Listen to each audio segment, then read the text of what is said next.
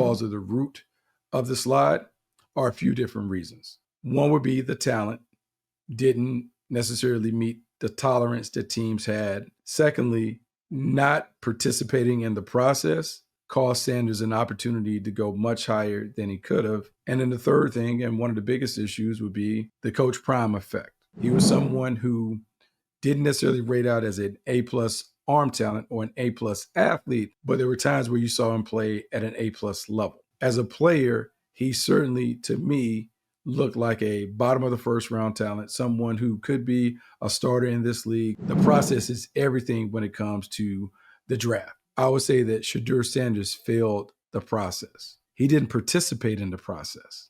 Shedeur Sanders was invited to play in the East-West Shrine Bowl. Sanders decided not to participate. He prevented himself from really making a strong impression to scouts about what he could be at the next level. Shedeur Sanders didn't participate in the combine. He didn't work out, didn't do those things. When it's very tightly contested for pole position, if you're competing with a bunch of dudes and they grab the ball, they have an opportunity to leave a lasting impression on evaluators when you decide to sit on the side. There was talk and conjecture about Shedeur Sanders not interviewing well, but as a quarterback, the standard is so high in terms of what they need to be able to do and what they need to handle as the face of the franchise. By not fully engaging in the process, Sanders opened up questions about how would he be as the face of the franchise. It rubbed some people the wrong way.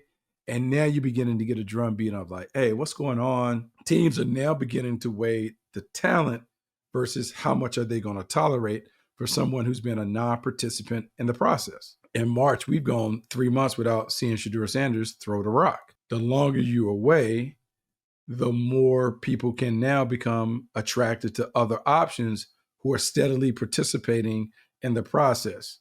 Shedeur Sanders didn't make them feel comfortable about him coming on board. And look, I'm not one that believes that racism doesn't exist. I don't think this was a racial thing. I think this was a misunderstanding from a prospect who didn't fully understand the process and didn't fully put together a plan that would allow him to shine. And then you have what everyone will call the Coach Prime effect. Man, if I bring his son in, does this mean that he is going to come for my job? A strong coach, that won't bother. But any coach with some insecurities about his job, his situation, his relationship with the ownership, why would I want to engage in that process? This has become the hardest situation that Shedeur Sanders has ever had to navigate in his playing lifetime.